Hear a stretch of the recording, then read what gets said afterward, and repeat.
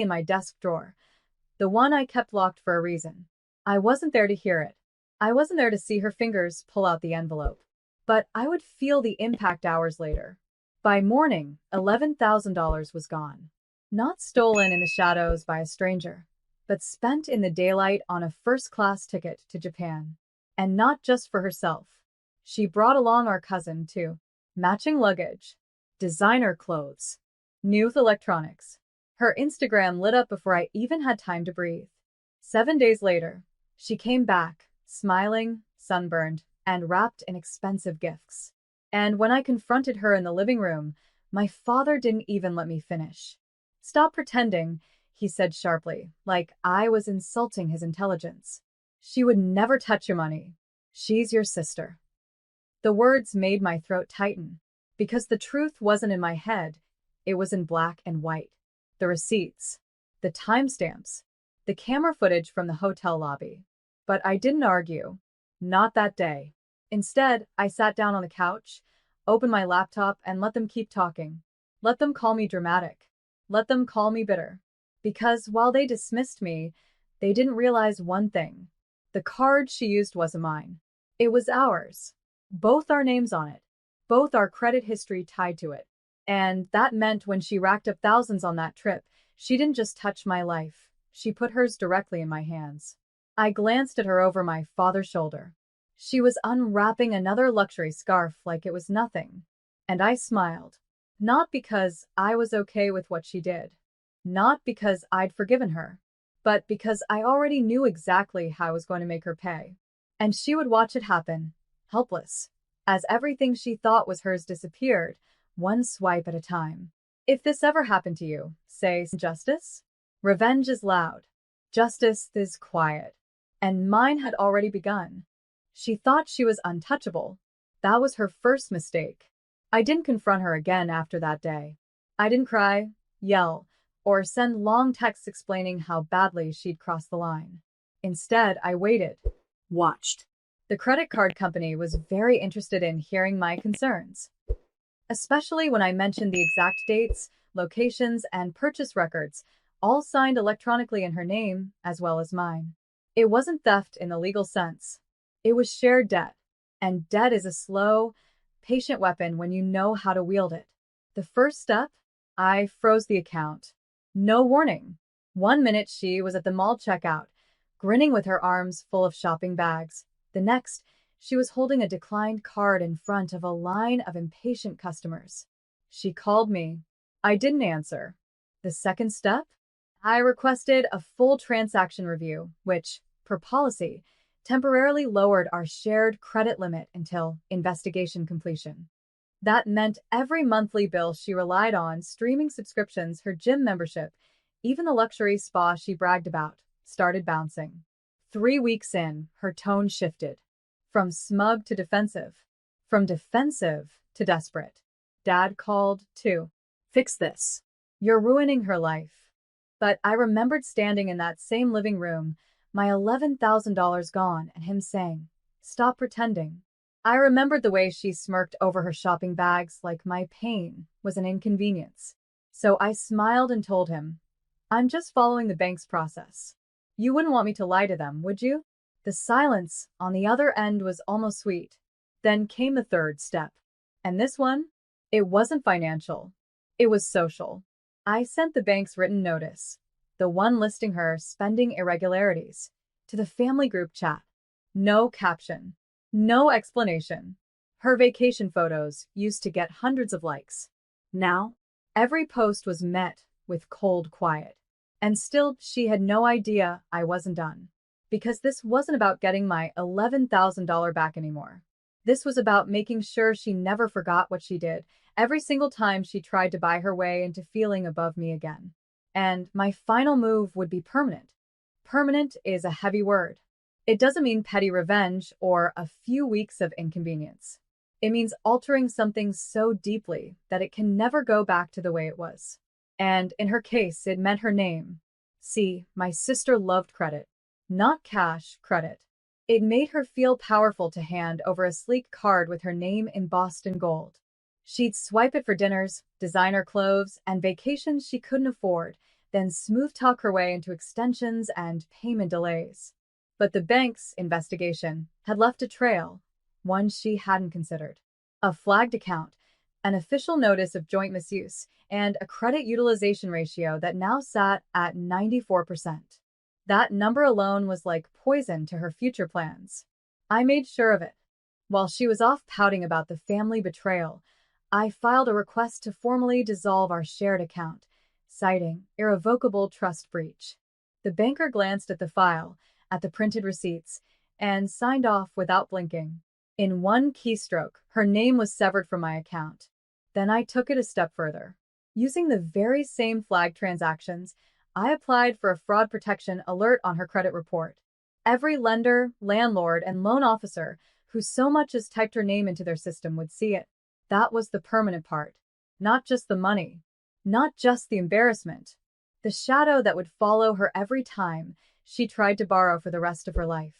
2 weeks later, I heard from a mutual cousin. She got denied for a new apartment. Said her credit's weird now. Do you know anything? I just laughed softly and said, we all have to live with the choices we make. Dad stopped calling after that. Mom tried once, but I didn't pick up. It wasn't about cutting them off entirely. It was about letting them sit in the silence they'd left me in when I begged them to believe me. And still the final, most public part of my plan hadn't even begun. Because sometimes, the best revenge is delivered with an audience. The opportunity came faster than I expected. A month later, our cousin Lena got engaged.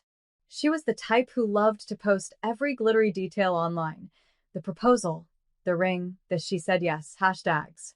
Naturally, there was going to be an engagement party. Naturally, my sister would be there. And naturally, I RSVP'd. I arrived early. Not to mingle, but to prepare. Because on the big screen in the rented banquet hall, Lena had planned to run a slideshow of family memories before dinner. And guess who she'd asked to help organize the photos? Me. I nodded, smiled, and promised I'd make it beautiful. She had no idea what else I'd make it. The slideshow started as expected: baby pictures, awkward middle school photos, beach vacations. Then, with a perfectly timed click, the tone shifted. There she was, my sister, smiling in first-class seats, champagne flute in hand. The caption? Tokyo arrival, on stolen money. The next slide? Her in a luxury store, handing over a platinum card. The receipt underneath showed my name in the primary account holder field. A ripple went through the room. Forks paused. Glasses froze midair. I kept my expression polite, like I was just as surprised as everyone else. The final slide? A copy of the fraud alert letter from the credit bureau, bold and official. Her name was impossible to miss. She shot up from her chair so fast it nearly toppled. Her eyes were wild, her voice sharp. You think this is funny? I didn't move. I didn't raise my voice. I just said, funny? No. Necessary? Absolutely. The silence after that was deafening. Somewhere in the back, someone muttered, she really did that? Someone else whispered, $11,000. Lena, bless her, turned off the slideshow and mumbled something about moving on to dinner. But the damage was done. She couldn't erase it from their minds, or the fact that, for the rest of the night, not a single person sat beside my sister. And I wasn't even finished. The whispers didn't stop after that night. By the next morning, the family group chat had gone silent, except for one message. It was from my father. You've embarrassed your sister. Fix this. I stared at it for a long time. Embarrassed her? I was the one who had my savings stolen. I was the one who was told to stop pretending by the same man now defending her. I didn't reply. Instead, I took a deep breath and logged into my bank account. Because my sister hadn't just used the $11,000. She'd maxed the card out. And now she was about to learn what happens when you build your little fantasy on someone else's name. I contacted the fraud department, gave them every screenshot, every receipt, and most importantly, the travel itinerary in her own email. They froze the account instantly. But that was just the start. Next, I called my insurance company. Because the moment the fraud case was processed, my sister's precious trip purchases, every handbag, every piece of jewelry, every souvenir she brought home to brag about would be reclassified as stolen goods. And by law, stolen goods have to be returned. 3 days later, I got the notification. The account reversal was approved. $11,000 back to me. And my sister's name now sat proudly in the active fraud investigation column. That same afternoon, a courier knocked on her door. Witnesses say she stood there in her pajamas as the man calmly handed her the order. Return everything. The handbags, the gifts, even the $1,200 silk kimono she'd worn for her welcome home photo shoot. Neighbors watched from their porches as she stuffed boxes into the back of a truck. Someone even filmed it, and yes, it made it to Facebook. My father didn't text me again, but I know he saw it, because later that night, my phone lit up with a missed call from my cousin Lena. When I answered, she didn't even say hello. She just whispered, "You do realize she's not going to recover from this, right?" I smiled to myself. That's the point. 2 days passed before my sister dared to show her face again. I was at a cafe downtown when I saw her through the window, storming across the street, sunglasses on despite the cloudy sky. She walked straight to my table and dropped into the chair opposite me. "You've destroyed my life," she hissed. Her voice was shaking, but not from sadness, from rage. "You could have just asked for the money back." I set my coffee cup down slowly. "You could have just not stolen it." Her jaw clenched, but I noticed her nails. Perfectly manicured. I noticed the designer shoes. Even after losing everything, she still found ways to flaunt what she thought was power. "You think people don't see what you've done?" she spat. I leaned in. "Oh, they've seen. Trust me, they've really seen." That was when she realized this wasn't just about money anymore. This was about her reputation. Because over the last week, I hadn't just let the investigation play out. I'd made sure every single person who once gossiped behind my back knew the truth, in the clearest, most documented form possible. Her old coworkers forwarded the fraud report. Our extended family, group email with screenshots. The community page she used to brag on, a very factual post detailing what happens when trust is broken. No names mentioned, of course. But everyone knew. She pulled off her sunglasses, and for the first time in my life, I saw my sister's eyes genuinely water. "Please," she whispered, "just stop." I let the silence hang between us for a long, uncomfortable moment. Then I stood. "You didn't stop when you opened that drawer," I said quietly. "You didn't stop when you swiped the card." I leaned close enough that she could hear every word. "You don't get to ask me for mercy now." As I walked away, I glanced back just once. She was still sitting there, staring at nothing. The woman who once thought she could take from me without consequence, now left holding nothing at all. And yet, my plan wasn't finished. Not even close. Because in 3 days, her perfect little future was about to vanish. 3 days later, the city courthouse was busier than usual.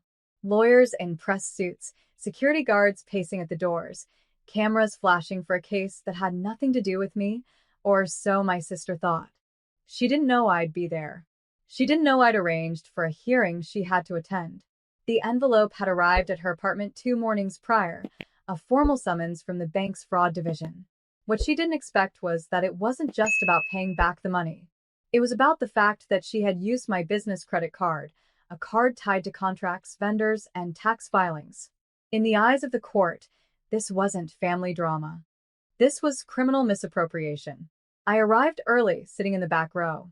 My attorney nodded at me, calm, confident. When the bailiff called her name, she walked in wearing a stiff smile, like she still believed she could charm her way out of this. But when she saw me, that smile cracked. The clerk read out the evidence, bank statements, timestamps, the flight booking, the luxury purchases. Then, the moment that shifted the entire room, the video. Because the new security camera I'd installed 6 months ago, it caught everything. From the moment she used the key to the exact second she removed the card from my drawer. Crystal clear. No shadows to hide behind.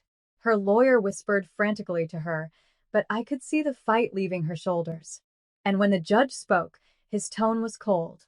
This is not a matter of sibling dispute.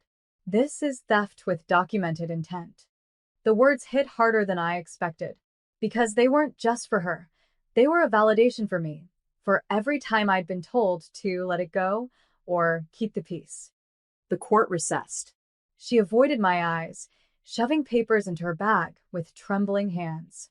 Outside, a reporter's face red, but she didn't see me step into the sunlight, watching her leave.